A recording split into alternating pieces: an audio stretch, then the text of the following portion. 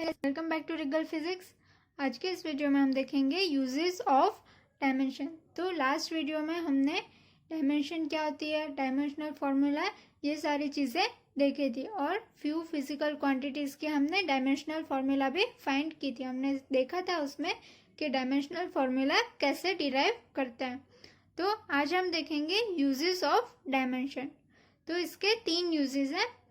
यहाँ पर मैंने लिखा है homogeneity of dimension in an equation. मतलब कोई भी इक्वेशन होता है उसमें जो LHS होती है और RHS की टर्म्स होती है उनकी डायमेंशन सेम ही होती है। अगर उनकी डायमेंशन सेम नहीं मिलती हमें तो ये इक्वेशन वैलिड नहीं होगा। फिर दूसरा है कन्वर्जन ऑफ यूनिट्स। तो एक यूनिट में से हम उसके दूसरे फॉर्म में कन्वर्ट कर सकते हैं। जैसे कि हम लेंथ है तो उसको मीटर, MKS सिस्टम में उसका यूनिट मीटर होता है, CGS में सेंटीमीटर होता है। वैसे ही हमें कोई प्रेशर मेजर करना है तो उसका MKS में होगा पास्कल। लेकिन हर जगह हम उतना बड़ा यूनिट नहीं यूज़ कर सकते तो उससे हमें छोटा यूनिट डिफाइन करना पड़ता है। तो ये हम MKS सिस्टम में से CGS में जा सकते हैं ये डायमेंशनल फॉर्मूला का यूज़ करके। फिर कई जगह पे फोर्स हमें पता है कि हम न्यूटन में मेज़र करते हैं, लेकिन हर जगह हम न्यूटन में नहीं कर सकते तो उसकी जगह हमें डाइन में चाहिए तो हम उसे MLT फॉर्मूला के हेल्प से उनके बीच का रिलेशन फाइंड कर सकते हैं। मतलब कि एक यूनिट से दूसरे यूनिट में हम उसे कन्वर्ट कर सकते हैं। फिर थर्ड उसका है deducing relation among the physical quantities. तो कोई भी फिजिकल क्वांटिटी का हमें कुछ इंफॉर्मेशन है थोड़ी सी कि उस किसके ऊपर डिपेंड कर रहा है वो सब, तो हम उसकी फॉर्मूला फॉर्म कर सकते हैं ये डायमेंशनल के यूज से। तो हम आगे डिटेल में देखते हैं। तो हमारा फर्स्ट है होमोजेनिटी ऑफ डायमेंशन। तो उसकी डेफिनेशन हम पहले देखते हैं। The dimension of all the terms in an equation must be identical. मतलब कोई भी एक इक्वेशन दिया है उसमें जितनी भी टर्म्स है उनका डायमेंशन सेम होना चाहिए। In another way of saying that one can add और सब्ट्रैक्ट सिमिलर फिजिकल क्वांटिटी। तो हम वैसी क्वांटिटीज को ही ऐड और सब्ट्रैक्ट कर सकते हैं जिनके डायमेंशनल फॉर्मूला सेम हो। हम वेलोसिटी को फोर्स में ऐड नहीं कर सकते क्योंकि जो वेलोसिटी है उसका डायमेंशन भी अलग है और जो फोर्स है उसका डायमेंशन भी अलग है। हम इलेक्ट्रिक करंट को टेम्परेचर में ऐड नहीं कर सकते क्योंकि इलेक्ट्रिक करंट का यूनिट है एम्पियर, उसकी डायमेंशनल फॉर्मूला भी A होगी और जो टेम्परेचर है उसकी डायमेंशनल फॉर्मूला K होगी क्योंकि उसका यूनिट है केल्विन। इसलिए हम टेम्परेचर और इलेक्ट्रिक करंट को ऐड नहीं कर सकते। हम वैसी वाली टर्म्स को ही ऐड कर सकते हैं या वैसी फिजिकल क्वांटिटीज को ही ऐड या सब्ट्रैक्ट कर सकते हैं जिसका डायमेंशनल फॉर्मूला सेम हो। This simple principal is called principle of homogeneity of dimension. तो ये सिंपल प्रिंसिपल को ही होमोजेनिटी ऑफ डायमेंशंस बोलते हैं। एक इक्वेशन है x is equal to ut plus 1/2 AT square. तो यहाँ पर जो x है वो डिस्टेंस है, u है वो इनिशियल वेलोसिटी है, t है वो टाइम है और जो ये a है वो एक्सेलरेशन है। तो हम चेक करेंगे कि इसमें जो LHS सेट टर्म्स है और जो RHS सेट टर्म्स है उनकी डायमेंशन सेम होनी चाहिए। यहाँ पे बीच में प्लस किया मतलब ये ut भी एक डिफरेंट टर्म है और ये 1/2 AT स्क्वायर भी एक डिफरेंट टर्म है। तो इसका मीनिंग क्या हुआ कि हमारा जो x का डायमेंशन है वही डायमेंशन ut का भी मिलना चाहिए और जो x का डायमेंशन है वही हमारा 1/2 AT स्क्वायर का भी मिलना चाहिए। तो यहाँ पे x का डायमेंशन तो हमें पता ही है, x डिस्टेंस है तो डिस्टेंस का लेंथ होती है और लेंथ के लिए हम डायमेंशन में लिखते हैं L1 और उससे डायमेंशन ऑलवेज स्क्वायर ब्रैकेट में इंडिकेट करते हैं। वो मैंने आपको लास्ट वीडियो में बताया था।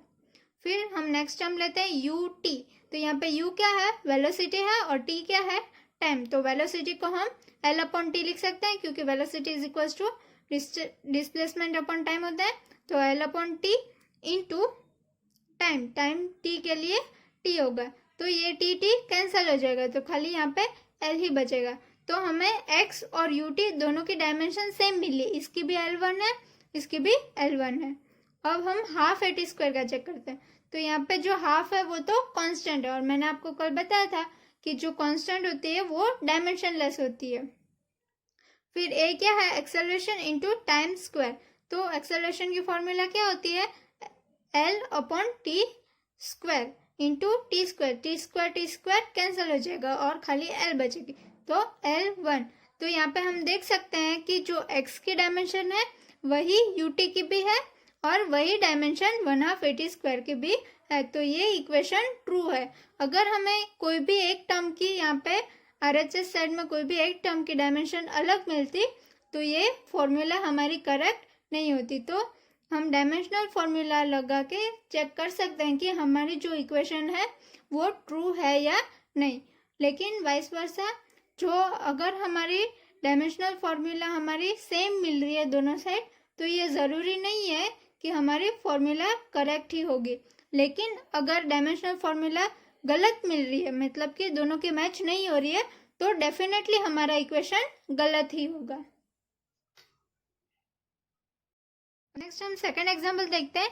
ये थोड़ा डिफरेंट है, इसमें हमें होमोजेनिटी प्रॉपर्टी का यूज करके हमें उसकी डायमेंशंस फाइंड करनी है। LHS साइड की हमें दी हुई है और RHS में हमें फाइंड करनी है। तो यहाँ पर मैंने एक इक्वेशन लिखा है, x is equals to a plus b t plus c t square plus d t cube. Find the dimension of a b c d। यहाँ पे जो a b c और d जो है वो फिजिकल क्वांटिटीज है, उसकी डायमेंशन हमें नहीं पता है, तो वो हमें फाइंड करनी है। Here x is equals to distance, ये जो x है वो डिस्टेंस है और जो यहाँ पे t है वो टाइम इंडिकेट करता है।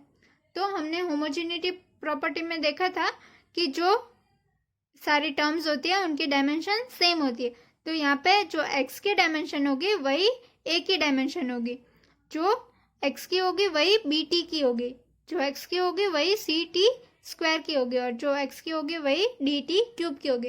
तो हम एक एक करके दोनों साइड को कंपेयर करेंगे।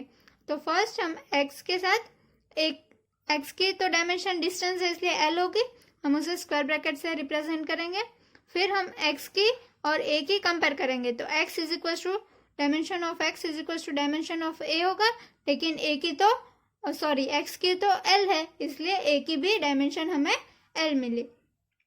अब हम x की डायमेंशन कंपेयर करेंगे bt के साथ, तो x की l है तो bt की भी l होगी और b की हमें फाइंड करनी है, तो हम वैसे ही स्क्वायर ब्रैकेट में लिखेंगे t टाइम है इसलिए उसकी होगी t⁻1 is equal to l।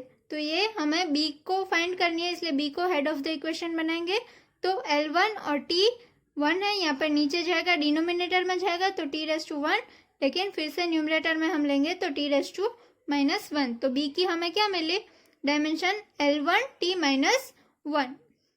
अब हम कर सकते हैं, तो यहाँ पे c को डिफरेंट लिख लेंगे और t स्क्वायर को टाइम है इसलिए कैपिटल T स्क्वायर से इंडिकेट होता है स्क्वायर ब्रैकेट में इक्वल्स टू l। यहाँ पे भी सेम हमें c फाइंड करना है, तो c को हेड ऑफ द इक्वेशन बनाएंगे और t स्क्वायर को राइट साइड ले जाएंगे तो t⁻2 हो जाएगा और L1। तो c की डायमेंशन हमें क्या मिली, L1 t⁻2। वैसे ही सिमिलर हम d की फाइंड करेंगे, तो dt cube is equal to l। सारी LHS साइड x ही है इसलिए जो सारी राइट हैंड साइड की टर्म्स है उसे हमें x के साथ ही कंपेयर करनी है और x की तो डायमेंशन l है इसलिए यहाँ पे मैंने डायरेक्ट l के साथ ही कंपेयर किया। यहाँ पे भी d को अलग लिखेंगे डायमेंशन और t क्यूब, t यहाँ पे भी टाइम ही है इसलिए t cube is equal to l होगा। फिर से इसको RHS साइड जाने देंगे तो t⁻3 हो जाएगा और L1। तो d की डायमेंशन हमें मिली L1 t⁻3। तो ऐसे ही हमें a b c और d चारों की डायमेंशन मिल गई होमोजेनिटी प्रॉपर्टी का यूज करके। सेकेंड हम देखते हैं कन्वर्जन ऑफ यूनिट्स। तो dimension can be useful in finding the conversion factor for the unit of a derived physical quantity from one system to another। तो हम MKS सिस्टम से CGS system में या फिर CGS से MKS में dimensional formula की हेल्प से इजीली कन्वर्ट कर सकते हैं। तो यहाँ पे हम एग्जांपल देखते हैं ताकि आपको अच्छे से क्लियर हो जाए। तो यहाँ पर मैंने प्रेशर लिया है, तो pressure is equal to force upon area. Pressure की फॉर्मूला क्या है, फोर्स अपॉन एरिया। तो हम पहले उसकी डायमेंशनल फॉर्मूला लिखते हैं। तो प्रेशर को कैपिटल P से इंडिकेट किया है और जब भी स्क्वायर ब्रैकेट में लिखा हो तब हम उसके डायमेंशन की बात कर रहे होते हैं। तो P is equal to F upon A। तो यहाँ पे फोर्स है, फोर्स की डायमेंशनल फॉर्मूला मैंने कल के वीडियो में आपको बताई थी, m1 L1 T⁻²। और यहाँ पे ए है, क्या है, एरिया। एरिया का क्या होता है, लेंथ स्क्वायर, एल स्क्वायर। तो यहाँ पे हमारा होगा m1, ये L1 है और ये 2 है, तो 2 ऊपर जाएगा तो -2 हो जाएगा, 1 - 2 -1, तो L की -1 डायमेंशन और T -2। तो इसका मतलब हुआ pressure has 1 dimension for mass, -1 dimension for length and -2 dimension for T। तो ये प्रेशर के डायमेंशनल फॉर्मूला हुए। तो मैंने कल आपको बताया था कि हम डायमेंशनल फॉर्मूला के ऊपर से उसका यूनिट भी लिख सकते हैं। तो यहाँ पे हम प्रेशर को पास्कल में मेजर करते हैं, MKS में। तो मास यहाँ पे m है तो 1 kg होता है, फिर L लेंथ मीटर में होती है MKS सिस्टम में, और टाइम जो होता है वो सेकेंड में होता है, इसलिए 1 second square 1 metre whole raise to, ये जो डायमेंशन है वो सारे पावर में वैसे ही रहेंगे, इसे हम इक्वेशन 1 बोल देते हैं।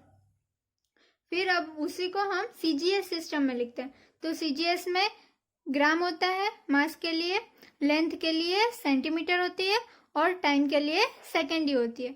तो 1 ग्राम 1 सेंटीमीटर रेज़ टू -1 और 1 सेकेंड रेज़ टू -2। अब हम इक्वेशन 1 और 2 दोनों को डिवाइड करते हैं। तो यहाँ पे क्या हो जाएगा, 1 pascal upon 1 CGS pressure is equal to 1 kg upon 1 gram, 1 metre upon 1 centimetre whole raise to -1, 1 second upon 1 second whole raise to -2। तो ये 1 सेकेंड तो कैंसिल हो जाएगा। यहाँ पे 1 मीटर को हम 10⁻² होल रेज़ टू -1 और 1 kg को हम 10⁻³ लिख सकते हैं। नीचे ग्राम है, ग्राम में हमने लिखा सारा, तो ये क्या हो जाएगा 10⁻³ और ये -2, 3 - 2 1, तो ये हमारा वैल्यू आई RHS में 10। तो 1 pascal upon 1 CGS pressure is equal to हमें 10 मिला। तो ये 1 CGS प्रेशर को हम राइट हैंड साइड जाने देंगे, तो 1 pascal is equal to 10 times CGS pressure. तो ये हमें MKS और CGS के बीच का रिलेशन मिल गया, हमने एक यूनिट से दूसरे यूनिट में कन्वर्ट कर दिया। C है डिड्यूसिंग रिलेशन अमॉन्ग फिजिकल क्वांटिटीज। तो फिजिकल क्वांटिटीज के बीच का हम रिलेशन फाइंड कर सकते हैं। If we know the quantities on which a particular physical quantity depends and if we guess this dependence is of product type method of dimension may be helpful। तो हमें कोई भी एक फिजिकल क्वांटिटी के बारे में पता है कि वो दूसरी कौन सी फिजिकल क्वांटिटी पे डिपेंड करती है और उसका जो रिलेशन है वो प्रोडक्ट टाइप का है, मतलब कि मल्टीप्लाई हो रहा है, तो हमारे लिए ये जो मेथड ऑफ डायमेंशन है वो हेल्पफुल होगी। तो हम एग्जांपल देखते हैं। The simple pendulum has a Bob. तो एक जो सिंपल पेंडुलम होता है उसका एक बॉब होता है attach to a string which oscillates under the action of force of gravity. तो वो स्ट्रिंग में जो लटकता है वो ऑसिलेट करता है फोर्स ऑफ ग्रेविटी की वजह से। Thus, the time period depends on length, mass and acceleration due to gravity। तो जो टाइम पीरियड उसका होगा वो लेंथ ऑफ स्ट्रिंग की लेंथ पे डिपेंड करेगा, मास ऑफ बॉब, जो बॉब हमने लटकाया उसके मास पे डिपेंड करेगा, और एक्सेलरेशन ड्यू टू ग्रेविटी की वजह से जो एक्सेलरेशन होगा उस पर डिपेंड होगा। तो हम उसे कैसे लिख सकते हैं, यहाँ पे टी हमने पीरियोडिक टाइम के लिए यूज किया इक्वल्स टू के। यहाँ पे के जो है वो प्रोपोर्शनैलिटी कांस्टेंट है, L⁻A, M⁻B और G⁻C। तो ये जो A, B और C है वो उसके डायमेंशन है जो हमें फाइंड करना है। और यहाँ पे K कांस्टेंट है, L क्या है length of a string, M क्या है मास ऑफ अ बॉब, और G क्या है ग्रेविटेशनल एक्सेलरेशन जिसकी वजह से उसकी ऑसिलेशन हो रही है। तो यहाँ पे अब हम लिखते हैं T के लिए डायमेंशन क्या होगी T, क्योंकि यहाँ पे T जो है वो टाइम इंडिकेट करता है, तो टाइम के लिए हम T लिखते हैं इज इक्वल टू, यहाँ पे K तो कांस्टेंट है तो कांस्टेंट तो डायमेंशन लेस होता है। फिर L⁻A, ये L लेंथ है इसलिए उसका डायमेंशन में कैसे लिख सकते हैं कैपिटल L। फिर M मास है तो M⁻B, और G क्या है ग्रेविटेशनल एक्सेलरेशन। तो एक्सेलरेशन के लिए डायमेंशनल फॉर्मूला क्या है L⁻² और होल रेज़ टू C। अब हम होमोजेनिटी प्रॉपर्टी यूज करेंगे, तो LHS और RHS दोनों साइड के सेम होने चाहिए। तो यहाँ पे खाली टाइम ही है, मास पे डिपेंडेंट नहीं कर रहा है, इसलिए M⁻0 है, L 0 है और T 1 है। और यहाँ पे L क्या है L⁴ और यहाँ पे भी L है तो L⁴C, तो दोनों मल्टीप्लिकेशन में है तो दोनों के पावर ऐड होंगे तो L⁴A प्लस C। M एक ही है तो M⁴B और T भी एक ही है, लेकिन यहाँ पे पावर C है तो T⁻⁻2 इंटू C, तो T⁻⁻2C हो जाएगा। अब हम RHS साइड और LHS में कंपेयर करते हैं। यहाँ पे L की पावर A प्लस C और यहाँ पे 0 है तो A plus C is equal to 0 हम कंपेयर कर सकते हैं। यहाँ पे M की B है और यहाँ पे 0 है तो B इक्वल्स टू 0 लिख सकते हैं।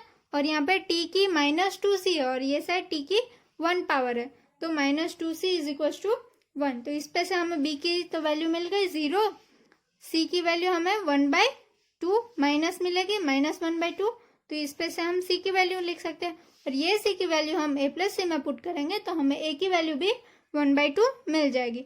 तो हमें तीनों A, B और C जो हमें डायमेंशंस फाइंड करने थे वो मिल गए।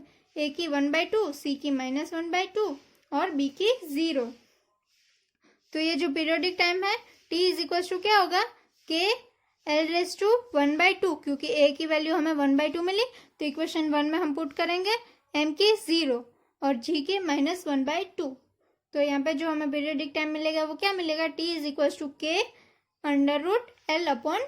तो यहाँ पे हमने जो पीरियोडिक टाइम है पेंडुलम के लिए उसकी फॉर्मूला डिराइव कर ली। Thank you.